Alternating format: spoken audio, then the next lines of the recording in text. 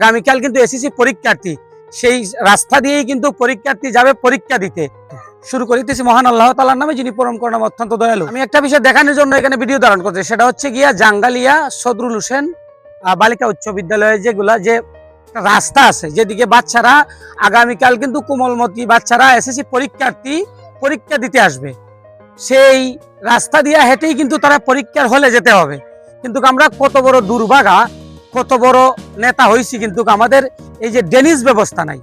কিন্তু কোটি টাকার বিল্ডিং দিয়ে হবে কি যদি আমাদের ড্রেনেজ ব্যবস্থা না থাকে, সরকারের দুদিন এখানে নজরবন্দি না হয়। দেখেন আমি এই যে কতটুকু পানি, দেখেন রাস্তার মধ্যে এই যে একটা অবস্থা, এই যে অবস্থা, এদিকে হয়তো বা ছাত্ররা যেতে পারবে, কিন্তু ওই জায়গায় গিয়েই কিন্তু আমার সমস্যা সৃষ্টি হবে। কিন্তু এগুলা দেখার মতন কেউ নাই। আমি চাই বাহুবল উপজেলা ইউনো মহোদয়ের মাধ্যমে অথবা নেতৃবৃন্দর মাধ্যমে যাতে ড্রেনেজ ব্যবস্থাটা করে দেওয়া হয়, যাতে করে এই জায়গার পানিটা যাতে সুন্দরভাবে চলে যায়। এই জায়গার পানিটা যদি সুন্দরভাবে চলে যায়, তাহলে দেখবেন কি এই জায়গাটা রাস্তাটা শুকনো থাকবে, মানুষ চলাচলের সুবিধা হবে। কিন্তু কথা হচ্ছে যে যদি উচিত কথা বলেন, আমাদের গ্রামের একটা ভাষা আছে, উচিত কথা হইল নাকি মায়েও মারে, তো উচিত কথা বলতে নাই। কিন্তু কথা হচ্ছে এই ভিডিওটা ধারণ না করে পারলাম না। আগামীকাল কিন্তু এসএসসি পরীক্ষার্থী সেই রাস্তা দিয়েই কিন্তু পরীক্ষার্থী যাবে পরীক্ষা দিতে। কিন্তু আমাদের এমন একটা দুরাবস্থা, এই রাস্তার যে একটা দুরাবস্থা, দেখেন ওই যে একজন আঙ্কেল আসতেছে, অথচ কতটুকু পানি হবে ওই দিকে আমি দেখি নাই।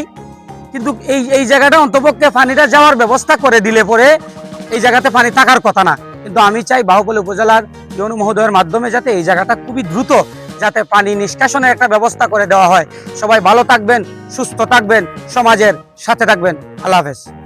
প্রিয় দর্শক, আমি দেখানোর চেষ্টা করতেছি সদরুল হোসেন উচ্চ বিদ্যালয় এর রাস্তাটা, ফলকের রাস্তাটা আমি দেখানোর চেষ্টা করতেছি আপনাদেরকে। এই যে দেখুন, আমি যেটা ভিডিও ধারণ করলাম কিছুক্ষণ আগে, সেটা আপনাদেরকে পিছন ক্যামেরা দিয়ে দেখানোর চেষ্টা করলাম।